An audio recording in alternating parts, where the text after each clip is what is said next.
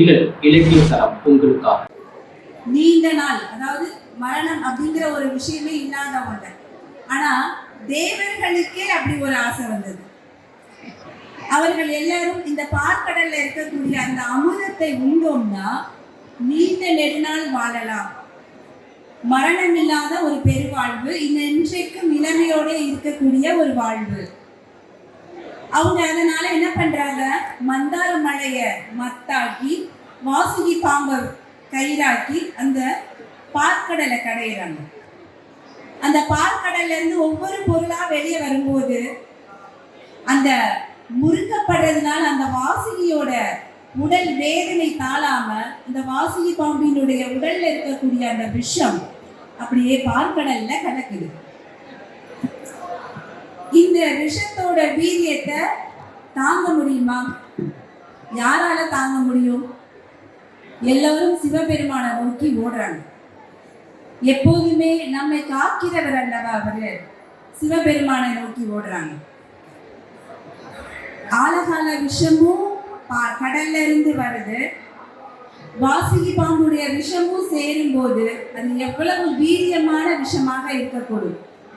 இதை தாங்க முடியாம ஓடி அவங்க தன்னை சரணடைஞ்சவங்களை பார்த்து, எம்பெருமான் எப்பயுமே நாடி வந்தவங்களை காப்பாற்றுகிற கருணை கடல் அல்லவா, சுந்தரரை அனுப்பி அந்த ஆழகால விஷத்தை அப்படியே உருட்டி தன் வாயில கொடுக்கிறார். இதை பார்த்தா எல்லாருக்குமே ஒரு பயம்தான்.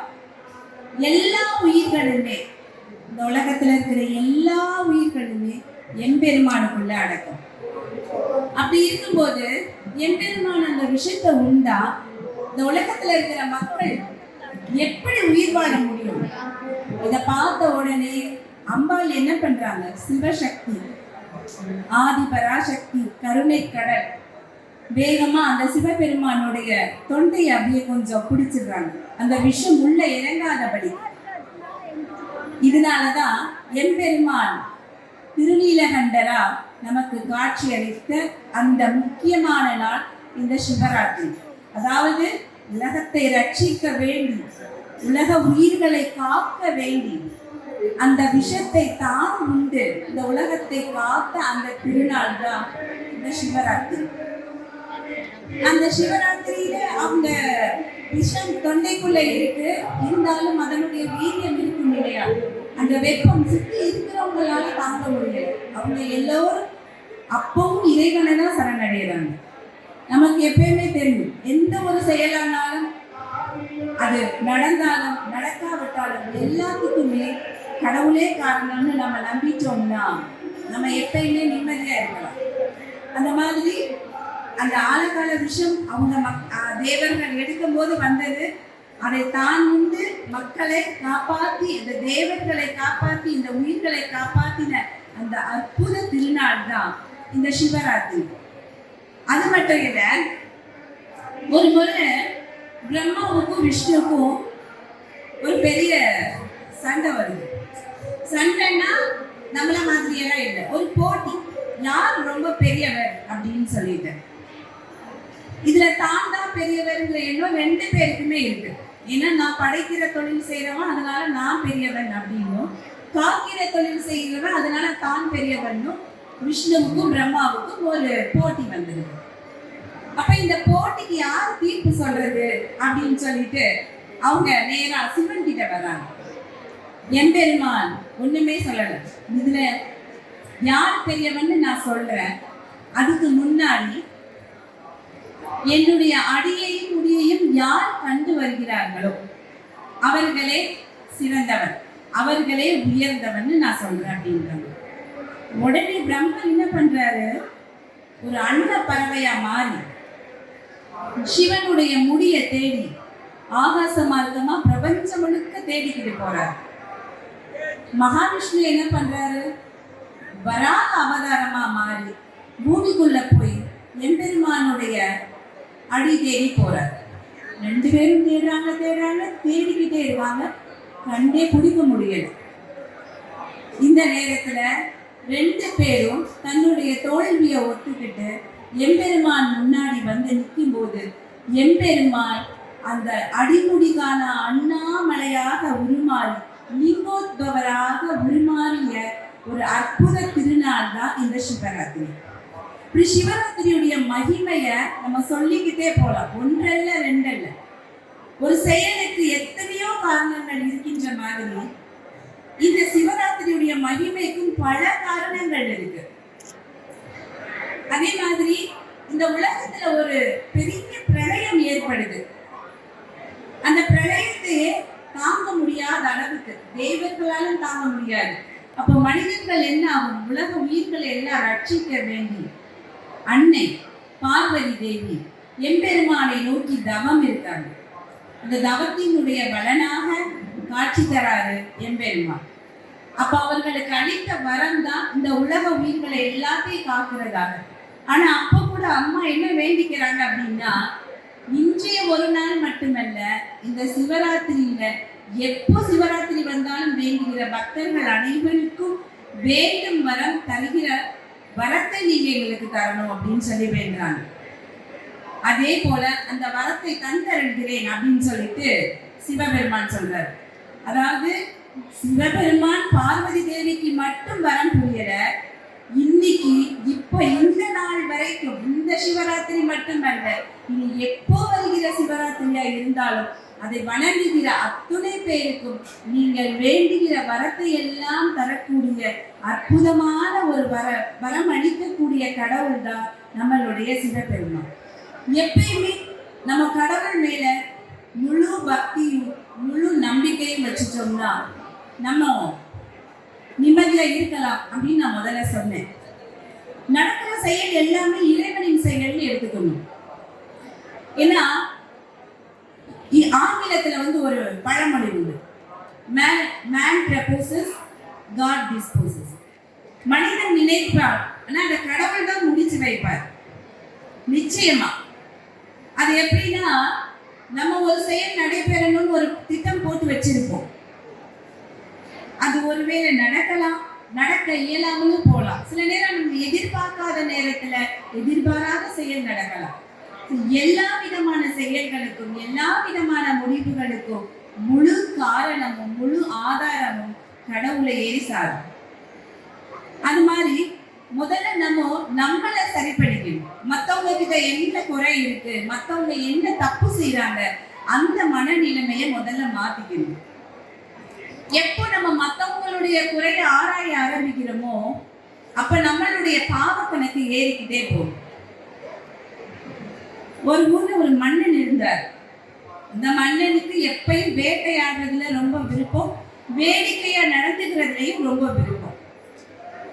அந்த மாதிரி அந்த மன்னர் ஒரு காட்டு வழியா போறாரு. காட்டு பக்கத்துல இருக்கிற ஒரு ஊர்ல ஒரு துறவி, அவர் முக்காலமும் உணர்ந்த துறவி. அவர் ஆனா எப்போதும் தவம் பண்ணிக்கிட்டே இருப்பார். தன்னோட கண்களை திறந்து யாரையும் பார்க்க மாட்டார். அவருக்கு எப்போ பசிக்கிறதோ அப்போ தன்னுடைய கையை அப்படி தன்னுடைய உள்ளங்கையை மட்டும் நீட்டுவார். அப்ப அதை பார்க்கிற அந்த பொதுமக்கள் யாராவது பழங்களோ ஏதோ உணவோ அவருக்கு வைப்பாங்க. அது என்ன உணவுன்னு கூட பார்க்க மாட்டாரு. அதை அப்படியே சாப்பிட்டுட்டு அவர் தொடர்ந்து தன்னோட தியானத்துல ஈடுபட ஆரம்பிச்சிருவார். இப்படியாக அந்த ஊர்ல இருக்கிற அந்த துறவியும் அந்த மனிதர்களுடைய வாழ்க்கையுமா போயிட்டு இருக்கிற நேரத்துலதான் இந்த மன்னர் அந்த ஊர் பக்கமா போறாரு.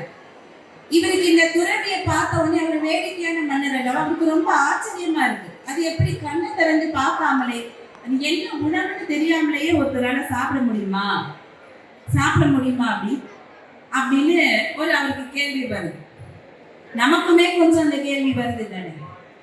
அப்போ அதே போல இந்த மன்னர் இருக்கிற அந்த நேரத்திலையும் அந்த துறவி பசிக்குது போல கையை நீட்டார்.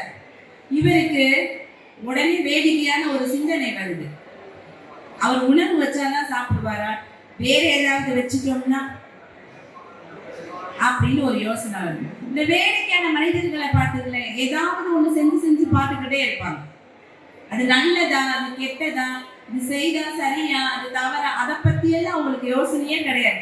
அந்த நேரத்துல என்ன தோன்றுகிறதோ அதை செய்யற தன்மையோட இருப்பாங்க.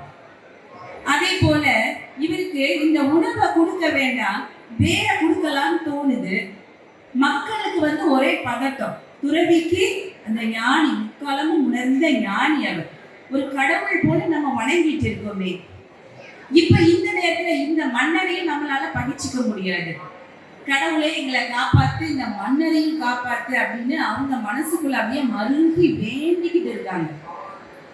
இவரு இந்த மன்னர் திரும்பி பார்க்கிறாரு. பக்கத்துல அவர் வந்த குதிரையோட சாணம் இருக்கு இல்லையா, இந்த சாணம் இருக்கு. இவர் சட்டுன்னு தன்னோட வேலையால அனுப்பி அந்த சாணத்தை ஒரு உருண்டை எடுத்துட்டு வா அப்படின்னு சொல்லி அந்த சாணத்தை உருண்டை எடுத்துட்டு வந்து அந்த துறவி நீட்டி இருக்கிற அந்த கைகள்ல வைக்கிறாங்க. இப்பவும் அந்த துறவி தன்னுடைய கண்களை திறந்து பார்க்கவே இல்லை. எப்பயுமே ஒண்ணு, நம்ம எந்த ஒரு ஆழமா நம்புகிறோமோ அந்த நம்பிக்கையின் மேல முழு தன்மையோட இருக்கணும். நம்ம அதுல மாறுபாடான எண்ணங்களே வரவே கூடாது. அந்த வகையில இவர் தன்னோட கைகள்ல வைத்த அந்த சாணத்தையும் அவர் கண்களை திறந்து பார்க்கவே இல்லை. எது கொடுத்தாலும் அதை வாங்கி உண்ணக்கூடிய ஒரு மனிதர் அவர். எப்பையும் போல அது தன்னோட வாயில போட்டு முழுங்கிட்டு மறுபடியும் தன்னோட தியானத்துல ஆழ்ந்துட்டார். இதை பார்த்த உடனே இந்த மன்னருக்கு சிரிப்பு தாங்க முடியல. பாருங்க, அவர் என்னன்னு கூட தெரியாம சாப்பிடுறாரு. நீங்க இவரை தெய்வம்ன்றீங்க, அதுன்றீங்க, மனிதர்களுக்கு அறிவு வேணும், அது வேணும்னு நிறைய அறிவுரைகளை அள்ளி வீசிட்டு தன்னோட அரண்மனைக்கு திரும்புறார். அவருடைய அரண்மனையில ஏற்கனவே ஒரு ராஜகுரு இருப்பாங்க. ஒவ்வொரு அரசாங்கத்திலையும் ஒவ்வொரு அரண்மனையிலையும் ஒரு ராஜகுரு இருப்பாங்க. அந்த ராஜாவுக்கு எது நல்லது, எது கெட்டது, எந்த நேரம் எது செய்யணும் அப்படிங்கிறது எல்லாம் சொல்லக்கூடிய ஒரு குரு இருப்பாங்க இல்லையா. அந்த குருவும் மிகுந்த பக்தியான ஒரு முக்காலமும் உணர்ந்த ஒரு குரு. அவருக்கு இந்த ராஜாவுடைய இந்த சிறுபிள்ளைத்தனமான செயல் தெரிய வருது. அவர் மனசு அப்படியே பதறுது. இது ராஜா ஒரு பெரிய தவறு செய்துட்டாரு. இப்போ ஒரு வீட்டுல ஒருத்தர் தவறு செய்தா அது அவர் குடும்பத்தை மட்டும் சேரும். ஆனா ஒரு ராஜா தவறு செஞ்சா இந்த ஊர்ல இருக்க பிள்ளைங்க எல்லாமே இந்த ராஜாவினுடைய பிள்ளைகள் இல்லையா. அப்ப அந்த ராஜாவோட நாட்டுல இருக்கக்கூடிய அத்துணை பேருக்குமே துன்பமாயிரும்.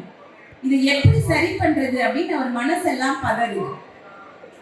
உடனே அவரு ராஜாவை பார்த்து, ஐயா நீங்க ராஜா, நீங்க ரொம்ப பெரிய தவறு பண்ணிட்டீங்களே அப்படின்னு சொல்லி பதறார். நான் என்ன பண்ணினேன்? அவரு கண்ணை திறக்காமலே சாப்பிடுறாரு. நான் சோதிச்சு பார்த்தேன், அப்ப கூட அவர் அதை பார்க்கவே இல்லை. அவர் பாட்டு சாப்பிட்டு போயிட்டாரு அப்படின்னு சொல்றாரு. அப்போ இந்த குரு சொல்றாரு, இது பெரிய தவறு. நீங்க கையில உணவு கொடுப்பீங்கிறத அவர் சாப்பிட்டாரு. அந்த துறவிக்கு இனிப்பு, சுவை, காரம் எதுவுமே தெரியாது. அதனால அவர் மேல தப்பு கிடையாது. ஆனா நீங்க செய்த செயலானது ஒரு பெரிய பாவமா உங்க பின்னாடி இருக்கு. இந்த பாவமானது இந்த குதிரை சாணம் அப்படியே உயர்ந்து உயர்ந்து உயர்ந்து ஒரு பெரிய கோபுர அளவுக்கு வளர்ந்துகிட்டே இருக்கு. நீங்க எப்போ நரகத்துக்கு போறீங்களோ, அதாவது உங்க வாழ்க்கை முடியும் போது நீங்க நேரம் நரகத்துக்கு தான் போறீங்க. எப்போ நரகத்துக்கு போறீங்களோ நீங்க போன நேரத்துல இருந்து இந்த குதிரை சாணத்தை மட்டும்தான் தின்னுகிட்டே இருக்கணும் அப்படின்னு சொல்றாரு. இப்பதான் ராஜாவுக்கு பயமா வருது. ஐயோ பெரிய தப்பு பண்ணிட்டோமே, ரொம்ப பெரிய தப்பு பண்ணிட்டோம். எப்பயுமே செஞ்சதை மாற்றவே முடியாது. ஒண்ணு செய்யறதுக்கு முன்னாடி யோசிச்சு செய்யணும். செஞ்ச பின்னாடி என்ன செய்ய முடியும்? திரும்பிய மனுஷங்க என்ன பண்ணுவோம்? ஏதோ தப்பு பண்ணா அடுத்து என்ன பரிகாரம் இந்த மாதிரி சிந்தனை போகும். ராஜாவும் மனுஷன் தானே, அவருக்கும் அதே தோணுது. அப்ப குரு கிட்ட கேட்கும்போது அவரே சொல்றாரு, எல்லாருக்கும் தர்மம் பண்ணுங்க, பெண்கள் எல்லாருக்கும் தேவையான பொன்பொருள் கொடுத்து அவர்களை வாழ வைங்க அப்படின்னு சொல்லிட்டு போயிடுறாரு. இப்ப இந்த ராஜாவுக்கு ஐயோ நம்ம குதிரை சாணத்தையே நீங்க போறோம், இந்த பாவத்தை எப்படியாவது தீர்க்கணும் அப்படின்னு சொல்லிட்டு தன்னுடைய அரண்மனை வாழ்வை எல்லாம் திறந்துட்டு தன்னுடைய தோட்டத்துல ஒரு சின்ன குடில் அமைச்சு அந்த குடிலேயே தங்கி எப்பவும் தியானம் பண்ண ஆரம்பிக்கிறார். அப்போ ஒவ்வொரு நாளும் பெண்களை வரவழைச்சு அவங்களுக்கு தேவையான சீர் எல்லாம் கொடுத்து அனுப்புறாரு. இந்த மாதிரியா நாட்கள் போகுது. எப்பயுமே ஒரு செயலோட நன்மையையும் சொல்லுவாங்க, அதாவது அவங்களுக்கு தெரிஞ்ச அளவுக்கு தீமையும் செய்வாங்க, சொல்லுவாங்க. ராஜா கூட அப்படித்தானே இருந்தார். அந்த மாதிரி இந்த ராஜா வந்து என்ன பெண்களை மட்டும் வரவழைச்சு சீரா கொடுக்குறாரு, ஏதோ தப்பு தான் நடக்குது இங்க அப்படின்னு சொல்லிட்டு மக்கள் எல்லாரும் ஒவ்வொரு கதையா கட்டி விட ஆரம்பிச்சிருப்பாங்க. இந்த ராஜா தவறு, இந்த ராஜா கிட்ட போயிட்டு வந்தா அந்த பெண்களும் தவறு. இது நல்லவங்களும் நல்ல விதமா சொல்றாங்க, இந்த மாதிரி ஆட்கள் இந்த மாதிரி சொல்றாங்க. இந்த நேரத்துல ஒரு பெண் வரா. அந்த பெண் தன் பார்வையற்ற கணவனோட அந்த குடில் வாசல்ல உதவி கேட்டு வரா. அவள் வந்து கற்பில் சிறந்த பெண், அதனால அவளுக்கு எது உண்மைன்னு அறியிற தன்மை அளவுக்கு அவளுக்கு அவளுடைய கற்பின் திறம் இருக்கு. இந்த வாசலுக்கு வந்த உடனே அவளுடைய கணவன் கேட்கிறான், அம்மா இன்னைக்கு நம்ம யாசனம் வாங்க எங்க வந்திருக்கோம்? அப்ப இவன் சொல்றா, அந்த ராஜாவை பத்தி நம்ம இந்த ராஜா கிட்டதான் நம்ம இன்னைக்கு உதவி வாங்க வந்திருக்கோம். உடனே அவன் சொல்றான், ஐயோ அவன் ஒரு ரொம்ப தவறானவனாச்சு, பெண்கள் கிட்ட தவறா இருக்கிறவனாச்சு, அவன்கிட்டயே உதவி வாங்க வந்திருக்கோம் அப்படின்னு சொன்ன உடனேயே இந்த பெண் தன் கணவனோட வாய் அப்படியே தன் கைகளால மூடுறான். தவறு, நீங்க அப்படி சொல்லக்கூடாது. என்ன தவறு அப்படின்னா, இந்த ராஜா வந்து இந்த மாதிரி ஒரு துறவிக்கு கையில குதிரை சனத்தை கொடுத்து சாப்பிட வச்சுட்டாரு. அது இப்போ நரகத்துல பெரிய மலை அளவு வளர்ந்துகிட்டே இருக்கு. யாரெல்லாம் அவர் நல்லது செய்யறதப்போ அவரை தவறா பேசினாங்களோ அவங்களுக்கெல்லாம் ஒவ்வொரு கவலமா அந்த குதிரை சாணம் பிரிஞ்சு போயிடுச்சு. கடைசியில ஒரே ஒரு கவலம் மட்டும்தான் இருந்தது. இப்போ நீங்க அதை தவறா பேசி அந்த கவலத்தை நீங்க வாங்கிட்டீங்க. அது மட்டும் இல்லாம இவ்வளவு தூரம் நல்லது செய்யற ஒருத்தரை நீங்க தேவையில்லாம தவறா பேசினதுனால அடுத்த பிறவியிலே நீங்க பார்வையற்றுதான் பிறப்பீங்க அப்படின்னு சொல்றோம். அப்ப இதுல இருந்து நம்ம என்ன தெரிஞ்சுக்கிறோம்? அடுத்தவங்களை பத்தின தேவையில்லாத விமர்சனங்கள், நம்ம சரியா அறிஞ்சுக்கிடாத ஒரு விஷயத்த அவங்கள தவறா சித்தரிச்சு பேசுறது, இந்த மாதிரியான தீய பழக்கத்தை கட்டாயமா விட்டுறணும். அது இந்த ஒரு நல்லதொரு நாள்ல அதை நம்ம ஒரு உறுதியாவே எடுத்துக்கணும். அந்த மாதிரி பழக்கம் இல்லாதவங்களுக்கு பிரச்சனை இல்லை. ஒருவேளை அதை ஒரு ஜாலியா ஒரு வேடிக்கையா செய்யறவங்க கூட அந்த பழக்கத்தை விட்டுணும். ஏன்னா இறைவன் வந்து பரிசுத்தமான மனசைத்தான் வேண்டார். நீங்க எவ்வளவு தூரம் பொருள் வாங்கிட்டு வரீங்க, என்ன செய்றீங்க, அதெல்லாம் அவர் எதிர்பார்க்கல. தூய்மையான மனது, அதை தான் அவர் எதிர்பார்க்கிறார். அதே போல இந்த கடவுளோட அந்த அனுகிரகம் நமக்கு வேணும் அப்படின்னா மனமாற அவரை துதித்தாலே போதும். அதுலயே பேதம்லாம் பார்க்க கூடாது. அம்மைய வணங்குறதா, அப்பனை வணங்குறதா, அம்மை அப்பனும் ஒன்றா காட்சி தந்த அந்த ஒரு அற்புத நாளுமே இந்த சிவராத்திரி தான். அதாவது பிருகு முனிவர்னு ஒருத்தர் இருந்தார். அந்த பிருகு முனிவர் எப்போதுமே சிவபெருமானை மட்டும்தான் வணங்குவார். அம்மைய ஒரு நாளும் வணங்க மாட்டார்.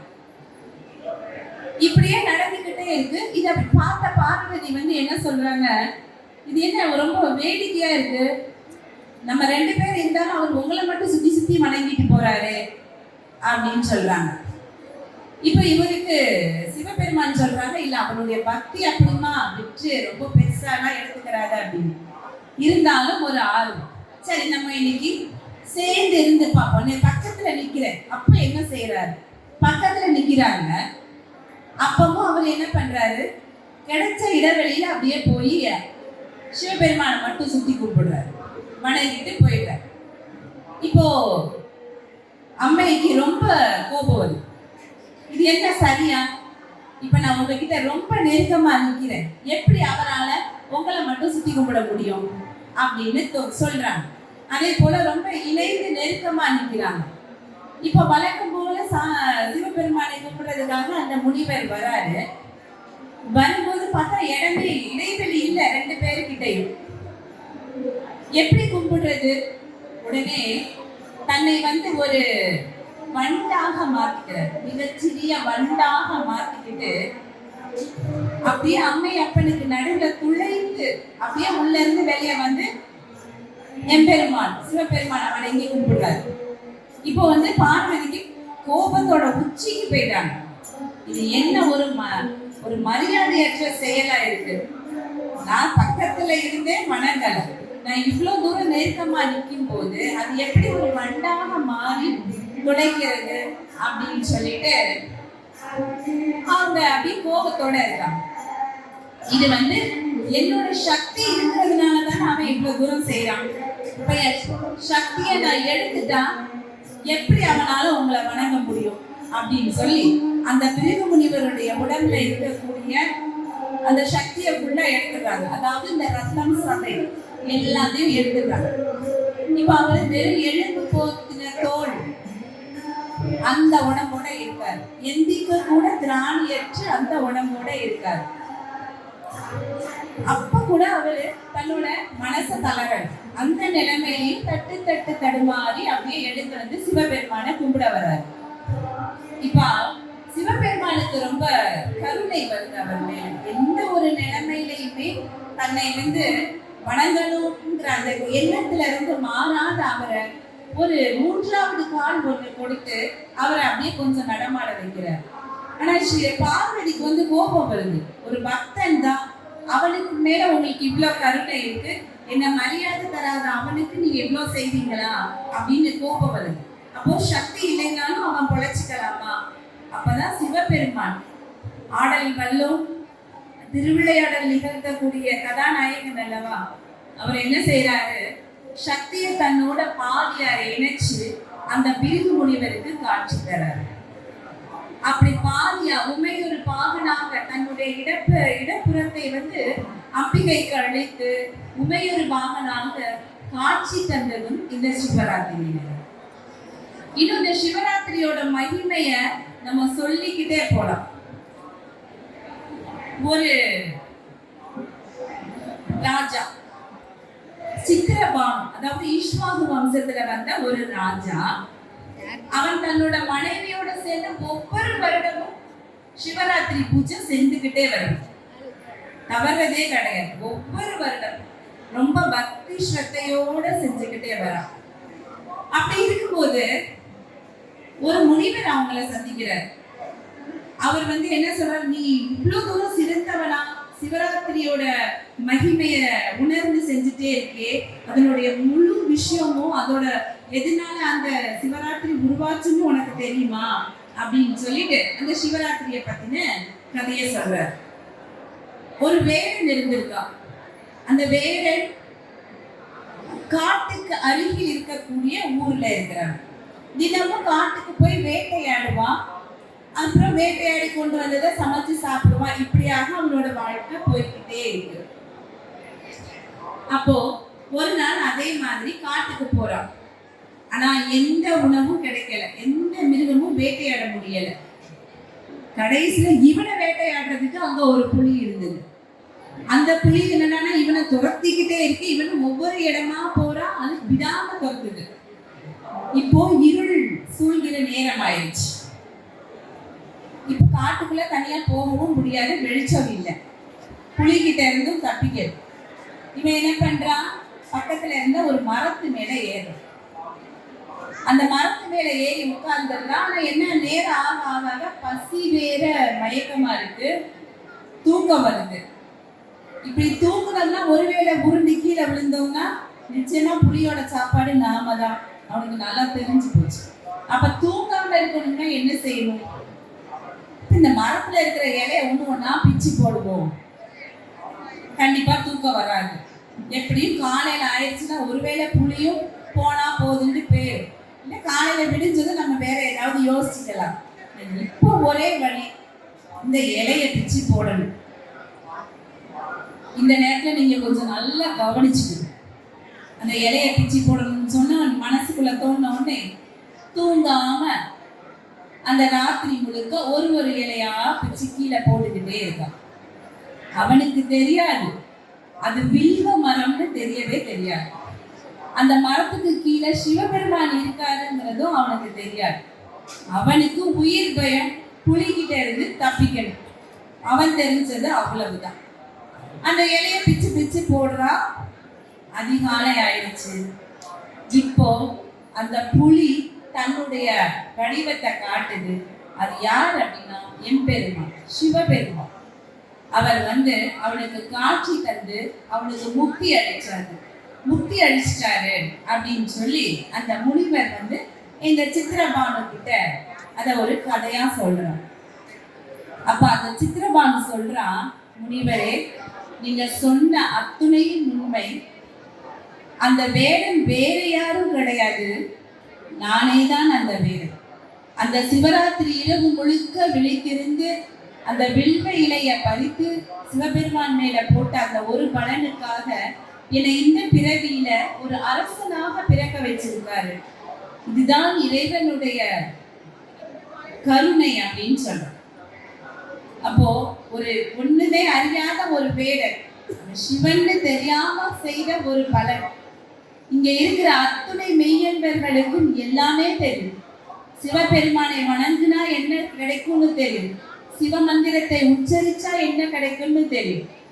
இத்துணை பேரும் இவ்வளவு நம்பிக்கையோட இருக்கும்போது அந்த எம்பெருமான் நம்மளுடைய எல்லாருடைய வேண்டுதல்களையும் நிச்சயமாக நிறைவேற்றி எல்லாருக்கும் எல்லா விதமான நல்ல வாழ்க்கையும் செழிப்பையும் நிச்சயமா தருவார் இல்லையா? அதே மாதிரி எப்பயுமே நம்பிக்கை இருக்கணும்னு சொன்னேன் கடவுள் மேல. நம்பிக்கை இல்லாத செய்யும்போது எதுவா இருந்தாலும் முழுமை அடையாது. கடவுள் இருக்காரா இல்லையான்னு கூட சில பேர் கேள்வி கேட்பாங்க. அப்படி கேட்கிறவங்களுக்கும் ஒரு விஷயம் சொல்றேன்.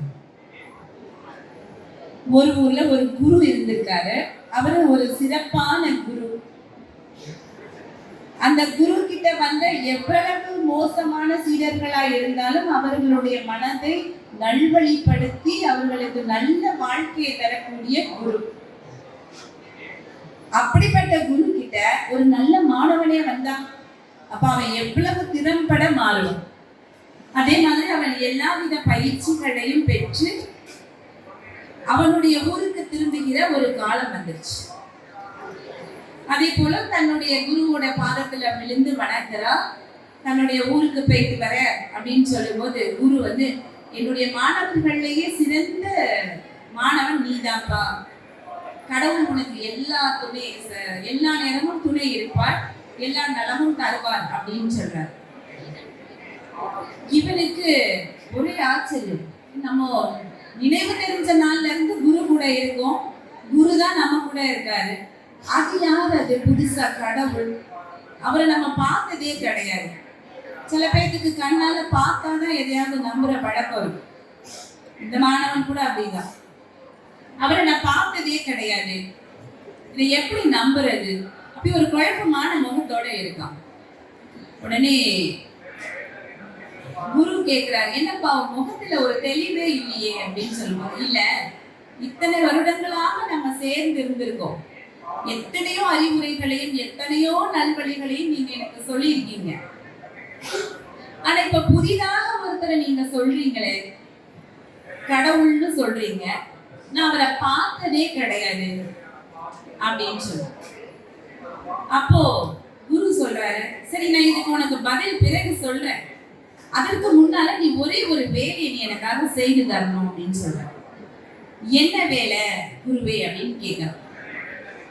அப்போ குரு சொல்றாரு, இந்த காட்டை தாண்டி அடுத்த நகரத்துல இருக்கிற என்னோட தம்பி கிட்ட அவனுடைய நலம் மட்டும் விசாரிச்சுட்டு வந்து நீ சொல்லிட்டு போ அப்படின்னு சொல்ற. இவனுக்கு குழப்பமா இருக்கு. எந்த பொருளும் வாங்கிட்டு வர சொல்லல, நலம் மட்டும் விசாரிச்சுட்டு வர சொல்றேன்னா அவர் நல்லாதான் இருக்காரு. இப்படி ஒரு ஆயிரமான குழப்பங்கள் இருக்கு. இருந்தாலும் குருவினுடைய பேச்சை மீற முடியாது. இவனா அதை நோக்கி பயணப்படுறான். மறுநாள் அதிகாலையிலேயே கிளம்புறான். குருவினுடைய மனைவி அவனுக்கு வேண்டிய உணவு பொட்டலங்களை எல்லாம் தயார் பண்ணி தராங்க. உணவு பொட்டலத்திலையும் சுமந்தாச்சு. அப்படியே நடைபாதையா போய்கிட்டே இருக்கான். இப்ப மாதிரி எந்த வாகனங்களும் இல்லாத அந்த காலகட்டத்துல. அப்போ அந்த காட்டு வழியா போய்கிட்டே இருக்கும்போது அவனுக்கு ரொம்ப தாகமா இருக்கு, நாக்கு ரொம்ப வரலுது. போய் தண்ணி குடிக்கலான்னு பார்த்தா எங்க தண்ணி இருக்குன்னு தெரியல. ஆனா கொஞ்சம் தூரத்துல பார்த்தா ஒரு முதியவர் வந்து ஒரு சில இலைத்தலைகளை எல்லாம் அப்படியே பறிச்சு ஒரு பை மாதிரி இருக்கிற துணியில வந்து சேகரிச்சுக்கிட்டே இருக்காரு.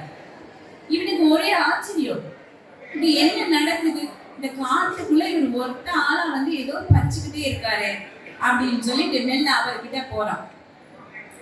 அவர்கிட்ட போயிட்டு, ஐயா நீங்க என்ன பண்றீங்க, இந்த காட்டுக்குள்ள தனியா இருக்கீங்க, இலைகளா பறிச்சு பறிச்சு பையில போடுறீங்களே அப்படின்னு உடனே அப்ப அவர் சொல்றாரு, தம்பி இந்த காட்டுல அரிய வகை பல மூலிகைகள் இருக்கு, அந்த மூலிகைகளை நான் சேகரிச்சு ஊருக்குள்ள கொண்டு போய் தேவைப்படுறவங்களுக்கு கொடுப்பேன், அதை தான் நான் செஞ்சுட்டு இருக்கேன் அப்படின்னு சொல்றாரு.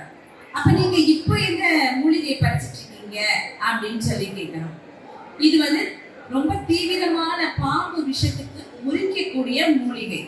யாராவது ஒருத்தருக்கு கடும் விஷமுடைய பாம்பு தீண்டிருச்சுன்னா இந்த மூலிகையை கொடுத்தீங்கன்னா அவர் உடனே உயிர் பிழைச்சுப்பாரு. இந்த அப்பா நீயும் காட்டு வழியா தானே போற, இந்த கொஞ்சம் மூலிகையை நீ வச்சுக்கோ அப்படின்னு சொல்றாரு. சரி எதுவும் இருக்கட்டும் நல்லதுதான் அப்படின்னு வாங்கி வச்சுக்கிறோம். அது பின்னாடி ரொம்ப தாகமா இருந்தது இல்லையா, ஐயா இங்க கொஞ்சம் தண்ணி வேணுமே, எனக்கு ரொம்ப நாக்கு வறண்டு போயிருக்குன்னா அந்த தொலைவுல பாருப்பா ஒரு கை காட்டுறாரு, அங்க ஒரு கிணறு இருக்கும், உனக்கு தேவையான தண்ணியை குடிச்சுக்கோ அப்படின்னு சொல்றாரு. இவன் அவருக்கு நன்றி சொல்லிட்டு அங்க போலாம், தன்னோட தாகம் தீர்க்கிற அளவுக்கு தண்ணியை குடிக்கிறான். தண்ணியை குடிச்சிட்டு அங்கே உட்கார்ந்து ஒரு மரத்தடியில உணவு பொருளை வச்சு சாப்பிட்டாச்சு. இப்ப நடந்து வந்த களைப்பு அசதி அந்த மரத்தடியிலே படுத்து தூங்கிடுறான். திடீர்னு பார்த்தா அவன் மேல ஏதோ ஒண்ணு ஒழுப்பி விட்டு போகுது. கண் கழிச்சு பார்த்தா ஒரு முயல் அவனை தட்டி விட்டுட்டு போகுது. என்னென்ன பதட்டத்தோட எந்திரிச்சா அவன் அந்த படுத்திருந்த இடத்துல இருந்து மேல இருந்து ஒரு மரக்கில அப்படியே முறிச்சு விழுது. அந்த மரக்கில முறிச்சு விழுந்த உடனே இவனுக்கு அப்படியே ஒரு அதிர்ச்சி ஆயிடுது. ஒரு கணம் தான், இந்த ஒற்றை கணத்துல அந்த மலைக்கிளை அவன் மேல விழுந்திருந்தா என்ன ஆயிருக்கும். அப்படியே அந்த முயலை பார்த்துட்டு நடக்க ஆரம்பிக்கிறான். மிச்சம் இருக்கிற உணவை அந்த ஊர் பகுதி எல்லையில இருக்கிற மக்கள் கிட்ட எளியவர்கள் கிட்ட கொடுத்துட்டு பக்கத்துல ஒரு மண்டபம் இருக்கு, அந்த மண்டபத்துல படுத்துட்டு பிடித்ததும் நம்ம போய் குருவினுடைய சகோதரனை பார்த்துக்கலாம் அப்படின்னு போறான். அதே போல படுத்து தூங்கிடுற கலைப்புல திடீர்னு ஒரே சத்தமா இருக்கு. என்ன சத்தம் அப்படின்னு பார்த்தா அவன் பக்கத்துல படுத்திருந்த ஒருத்தருக்கு அப்படியே வாயெல்லாம் நுரையா போகுது. பக்கத்துல ஒரு பெரிய பாம்பு போய்கிட்டு இந்த பாம்பை பார்த்து தந்துறாங்க, இவரை பார்த்து தந்துறாங்க அந்த மண்டபத்துல இருந்தவங்க.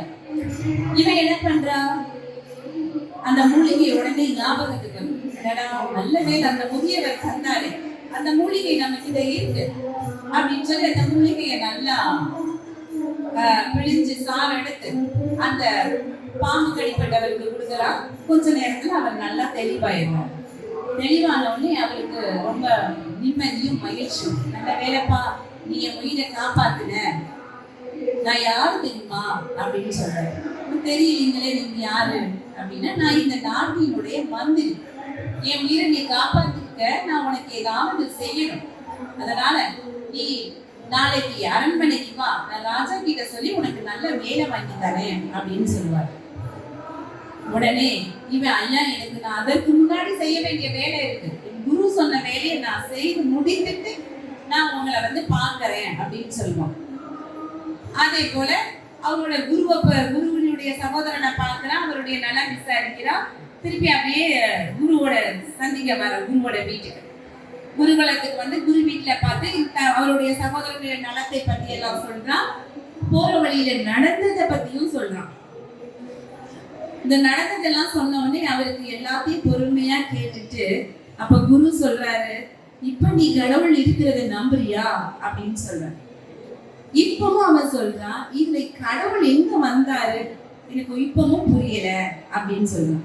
அப்ப அவர் தெளிவா சொல்றாரு, எப்போ அந்த நடுக்காட்டிலையும் நடந்து வர யாராவது தாகத்தோட வந்தா தாகம் தீரணும்னு சொல்லி கிணறு வெட்டி வச்சிருந்தான் பார், அவன் கடவுள். நீ யாருமே தெரியாது காட்டு வழியா பயணம் பட போறேன்னு சொல்லி உனக்கிட்ட அந்த விஷத்தை முறிக்கிற மூலிகை தந்த முதியவர் இருக்காரு இல்லையா, அவரும் கடவுள் தான். நீ தூங்கும் போது உன் மேல மரக்கிளை விழாம உன்னை காப்பாத்தின அந்த முயல் உனக்கு கடவுள் தான். ஆனா நீ யாருமே உனக்கு யாருமே தெரியாது அந்த மந்திரிய. ஆனாலும் ஒரு மனுஷன் உயிர் போறதுக்கு முன்னாடி உன்னோட்ட இருக்கிற மருந்து கொடுத்து காப்பாத்தினே இல்லையா, அந்த மந்திரிக்கு நீ கடவுள் தான். கடவுள் தன்னுடைய சுயரூபத்தை எல்லாருக்கிட்டையும் காட்ட மாட்டாரு. அப்ப கடவுள் வந்து மனிதர்களுடைய வடிவில தான் வருவாரு அப்படின்னு சொல்றாரு. இப்போ அவனுக்கு தெளிவா புரியுது. அவன் குருவினுடைய பாதத்துல விழுந்து வணங்கிட்டு தன்னுடைய வாழ்க்கையை நோக்கி போறான். அந்த மன்னர்கிட்ட வேலை கிடைக்குது, அவனுடைய வாழ்க்கை சுகமா இருக்குன்னு வச்சுக்கோங்க. அதேதான் கடவுள் வந்து நம்ம திரைப்படங்கள்ல பாக்குற மாதிரி சூலாயுதத்தை எடுத்துட்டு நேரடியா அப்படியெல்லாம் வர்றது கிடையாது. நம்ம கிட்ட கருணையோட இருக்கிற அத்தனை மனங்களுமே கடவுளுடைய மனம்தான். யாருக்கெல்லாம் நல்லது செய்கிறோமோ, யாருக்கெல்லாம் வேண்டியதை தர்றோமோ அவர்கள் கடவுளாகத்தான் பார்க்கப்படுவார்கள். அப்ப நாம கடவுளா இருக்கணுமா அப்படிங்கிறத நாம தான் முடிவு பண்ணிக்கணும். எளியோருக்கு இறங்குதல், வேண்டியோருக்கு கொடுத்தல், இப்படி நற்பண்புகளை வளர்த்துக்கிட்டே போனோம்னா நாமளும் மனிதன் அப்படிங்கிற நிலையில் இருந்து உயர்ந்து இறைத்தன்மையும் நமக்குள்ள வரும். அத்தகைய தன்மையை வந்து நாம நம்மளுடைய செயல்களின் மூலமாகவும் எண்ணங்களின் மூலமாகவும் நிச்சயமா வளர்க்கணும். இப்படி நல்ல விஷயங்களை தெரிஞ்சுக்கிட்டு அது ஒரு நல்ல சிந்தனையையும் நல்ல கொள்கைகளையும் நமக்குள்ள வளர்த்துக்கிட்டு ஒரு நல்ல நாள்ல அது ஒரு உறுதியோட நம்ம இருந்தோம்னா நம்மளுடைய வாழ்க்கை நிச்சயமாக செழிப்பா இருக்கும். இந்த சிவராத்திரி வேளையில சிவனுக்கு தேவையான அந்த அபிஷேக பொருள், அதில் ஒவ்வொரு பொருளுக்கும் ஒவ்வொரு பலன் உண்டு. குறிப்பா சொல்லணும்னா பால் வாங்கி கொடுத்தோம்னா தீர்க்க ஆயுசா இருக்கலாம். தலைக்கு வந்தது தலைப்பாகையோட போச்சுன்னு சொல்லுவாங்களா, எந்த ஒரு துன்பம் வந்தாலும் அதிலிருந்து தவிர்த்து நம்மளை இறைவன் காப்பாற்றுவார். அந்த மாதிரி ஒவ்வொரு பொருளுக்கும் ஒவ்வொரு பலன் உண்டு. அந்த பொருள்களை வாங்கி கொடுத்து முழு மன சுத்தத்தோடு வணங்கணும். அதுதான் ரொம்ப முக்கியம். அதாவது மனசுல வேற ஏதாவது எண்ணங்களை வச்சுக்கிட்டு இறைவனுடைய பெயரை உச்சரிக்கிறதுல என்னைக்குமே அது பலன் கிடையாது. மன தூய்மை தான் எப்பயுமே இறைவன் விரும்புறது. நம்மளுடைய ஆடம்பரமோ பகட்டோ எதையுமே அவர் விரும்புறது கிடையாது. நம்மளுடைய தூய்மையான மனது, தூய்மையான பக்தி, இதை நம்ம இறைவனின் மேல செலுத்தி இந்த வேளையில இறைவனுடைய முழு அருளையும் பெற்று நல்வாழ்வு வாழணும்னு எல்லாரையும் வேண்டி கேட்டுக்கிறேன். இந்த ஒரு அற்புதமான ஒரு வாய்ப்பு, இந்த சிவராத்திரி இந்த நேரத்துல பேசுறதுங்கிறது ஒரு மிகப்பெரிய ஒரு பாக்கியம். இறைவனுடைய புகழை இன்னும் சொல்லிக்கிட்டே இருக்கலாம். அவர் பெயரை சொல்ல சொல்ல அது நம்மளுடைய பாக்கியம் இல்லையா? அதை சொல்றதுக்கும் நம்ம பாக்கியம் பண்ணியிருக்கணும், அதை கேட்கறதுக்கும் நம்ம பாக்கியம் பண்ணியிருக்கணும். இந்த ஒரு நல்லதொரு வாய்ப்பை எனக்கு அளித்த திருமதி கவிதா பிரியதர்ஷினி இணை ஆணையர் அவர்களுக்கும், கவிதா உதவி ஆணையர் அவர்களுக்கும், திரு மு செல்லையா அறங்காவலர் குழு தலைவர் அவர்களுக்கும், திரு ஐயர் சிவமணி அவர்களுக்கும், அப்புறம் அறங்காவலர் குழு உறுப்பினர்கள் திருமதி உஷாராமன் அம்மா அவர்களுக்கும், திரு செல்வராஜ் ஐயா அவர்களுக்கும், திரு சோனா வெங்கடாச்சலம் ஐயா அவர்களுக்கும், திருமதி கீதா பழனி அம்மா அவர்களுக்கும் எனது மனமார்ந்த நன்றியை தெரிவித்துக் கொண்டு இத்துணை நேரம் எனது பேச்சை நீங்கள் பொறுமையோடு கேட்டதற்கும் எனது மனமார்ந்த நன்றியை தெரிவித்துக் கொள்கிறேன். நன்றி, வணக்கம்.